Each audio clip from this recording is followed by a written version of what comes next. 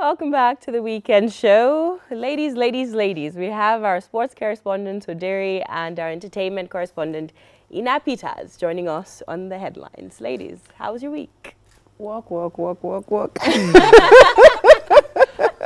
It definitely felt like that. It Yeah, felt like that. yeah. It was a very exhausting week. How about It you? was. Yeah. It was really Busy. exhausting. I think it's even telling my voice. Exactly. Even, but yeah. But thank God it's the weekend. Time to relax. Watch the weekend show. Sip a cup of coffee if needed, and Choose sleep. some things. Exactly. After this, I look forward to doing some things and relaxing and sleeping. But in the political scene, so much happened this week. Again, we're still on the Kanu Ganduje issue. Kanu State High Court has granted an order restraining Daily Nigerian and its publisher, Jafar, from publishing videos of Governor Ganduje collecting bribes.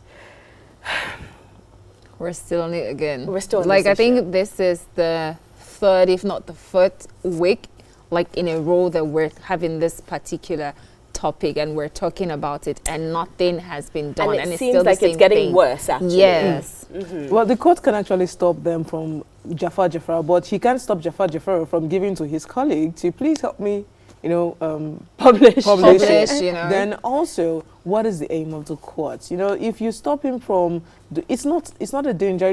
In broadcasting you have laws. There are some things you can say because it might instigate public violence or something. Is that what it's doing? Is it a danger to Nigeria's society? Is it a danger to the state? Those kind of questions are what you ask yourself. And I keep coming up short with answers. During one of my interviews with the defense spokesperson, Brigadier General John Agim, he said to me, most of the issues we're having in fighting insecurity is actually coming from the judiciary.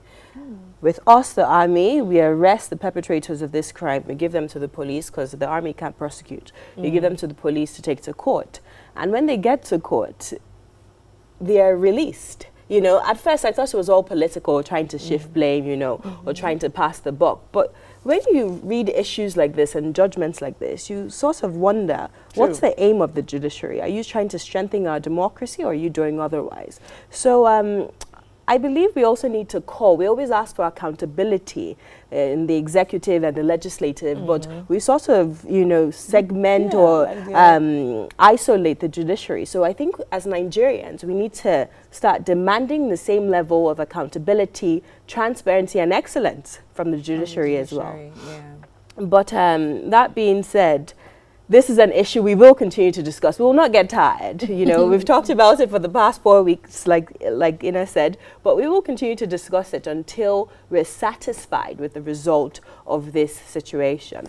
The Senate condemns alleged thugs' police invasion of Akwa Ibom State House of Assembly and seals off the house by the police. We have a video of that coming up. There were 3 members of the State House of Assembly in Akwa Ibom who went and impeached, quote unquote, impeached the speaker and putting new officers. And obviously they can't form a quorum, so it's very interesting to see how they went about that. They had the backing of the police, because at the end of this video you see that they were escorted by members of the police force. The Senate has obviously come out to categorically condemn this action and they actually replaced the State Commissioner of Police. You can see there the arguments ensuing from this. Actually, in the beginning, these 3 members of the State House of Assembly lost their seats because they defected from the incumbent People's Democratic Party to the opposition All Progressives Congress. So the Speaker of the State House of Assembly had declared their seats vacant because obviously they weren't elected in that party. One question I have to ask is, do the police, do they really follow the law in this country? Because you have to ask, you sit down in your car and you're stopped for something, and then you ask. One day a policewoman said to me, I have a right to sit in the seat you're sitting in. She stopped the driver because, okay, first of all, we were lost. We didn't know exactly where we were going to. She was looking for the street signs and maybe she missed the traffic light. And then you stop her, and then I was sitting down on the passenger side of the driver's seat, and then she says, I should come down. I'm like, why should I do that? I said, she has a right to sit down there because, like, what law? What law? Well, I think back to the main issue now, this thing has happened in so many states, so I really don't know why our leaders, our lawmakers are still making the same mistake and are still, you know, just committing this immoral act and are just embarrassing us, you know, fighting and throwing stones and cursing and just doing things that are not normal. I mean, this has happened. I mean, years back it happened in Rivers State, so many states, and then, you know, the Senate will condemn it, and then 2 years later or 6 months later, you see our lawmakers, maybe from now Akwa Ibom State, you know, doing the same thing. So it's really, really like, what is the problem with our lawmakers? And I feel like people should now be held accountable for these things so that it prevents future occurrences, really. If not, it will continue. I agree with you, Ina, but the question is, who's going to hold them accountable? Is it the police? That also helping them Yeah, sometimes. they've closed down the state House of Assembly. Very valid points, ladies, but as you can see, this is a continuous discussion that we must have. You see, there is no explicit law that says if you're a member of the APC and you defect to PDP, you must lose your seat. So it's really up for interpretation. So this is why issues like this are always ongoing and happening.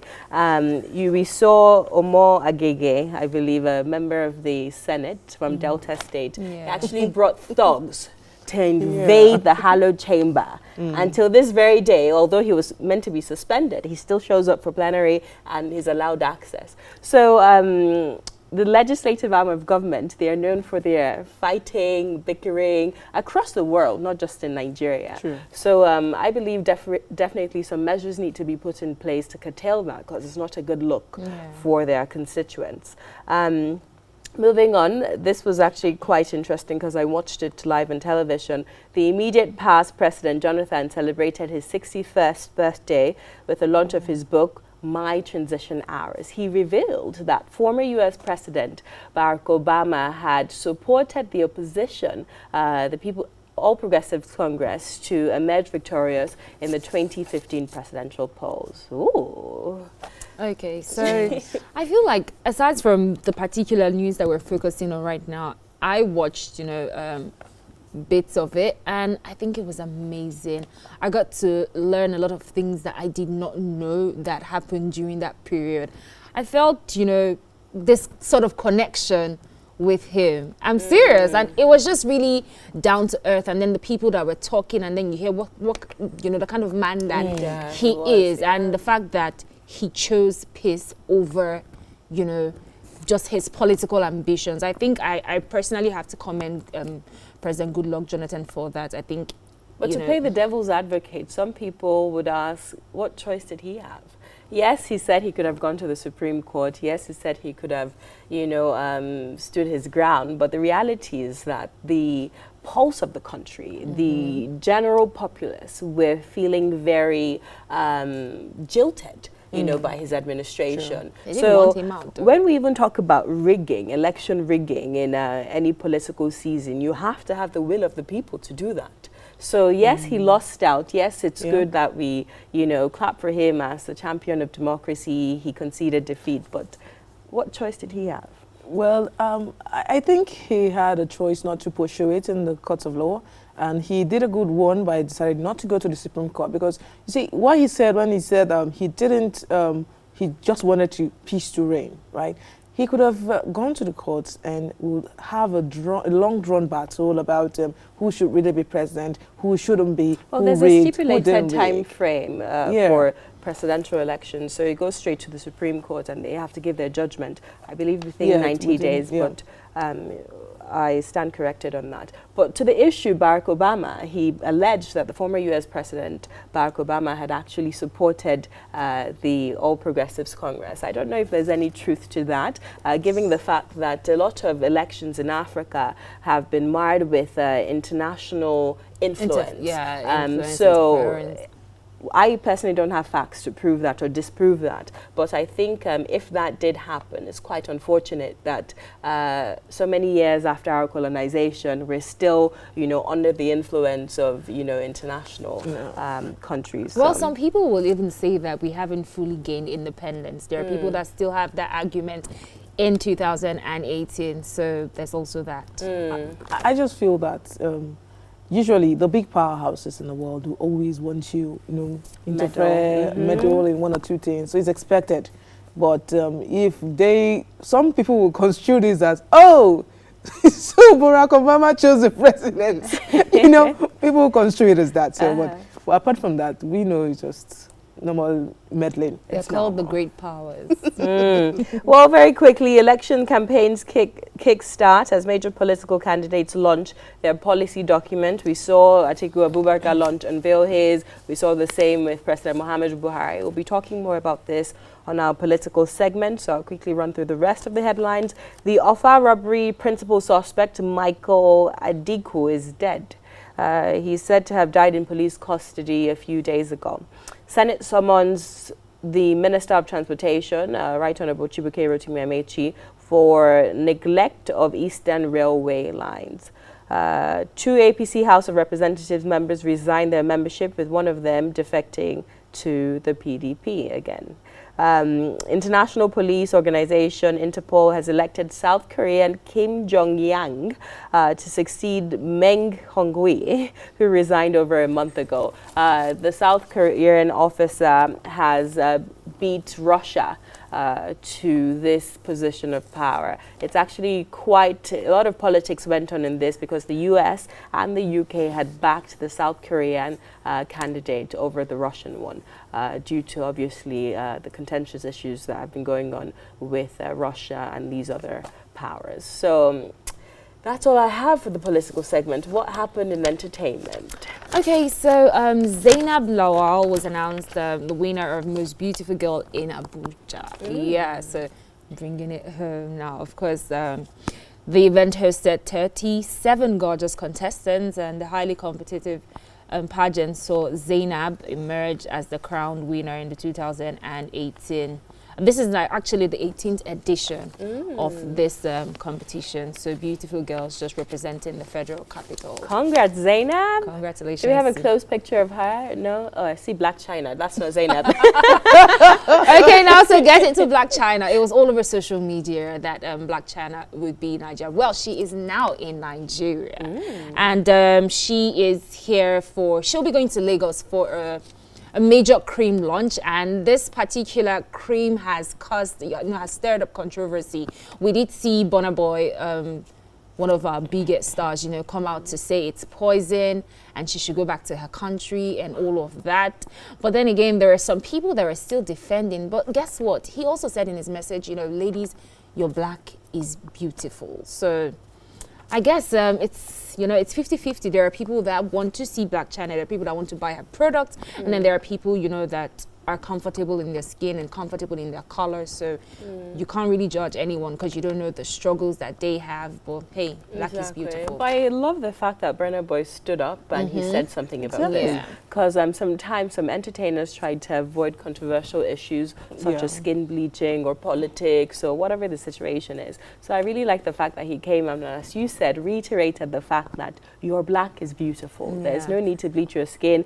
I mean, when you listen to Fela's music, even staying with the entertainment sector, you could see when you're saying the song about bleaching, Yellow Fever, So it's like we've been going through these issues right from time, and it's still happening. And it's still happening. So then again, to each her own. If you decide to bleach your skin, that's your business. If you don't, you're beautiful the way you are. But I'm glad that Burna Boy actually came out to speak about that. I actually would love if other musicians can come out. Some people just need to hear it. Your black is actually really beautiful. I think with the industry that we have, you have to be, what's the word, popping. In the sense that you have to be useful and very popular in that period for you to come out and say anything. Burna Boy's album is doing so well. If you go anywhere, you'd hear his songs. So, I mean, if he hadn't dropped songs an album in 2 years and he comes out saying, everybody would be going to the studio, so it's very it's your work. Exactly. So it's the timing with Nigerians, and it's not even our entertainers that cause it, it's the people, the fans that actually cause that. But moving on from that to a very sad note, I think the entertainment industry you know, suffered a great loss with the death of OAP Tosin Bokno, and who died at age 37 from sickle cell complications. This one was really a shock to a lot of people, and I got to, you know, read so many stories about her and her growth on top radio, the area mama, you know, and may her soul rest in peace. Amen. Amen. So pretty much that's all I have, and we'll talk more on social media trends. I can't wait for that. How about you, sports? Refreshing for us. We have qualified for the Nations Cup in 2019, and we were dancing. In fact, we went to church in a dressing room. You will see the video, of course. And also, one good one for Germany, Alexander Zverev, 21-year-old tennis player. He won the ATP Tour finals last weekend, and he is the first German to do that in 23 years.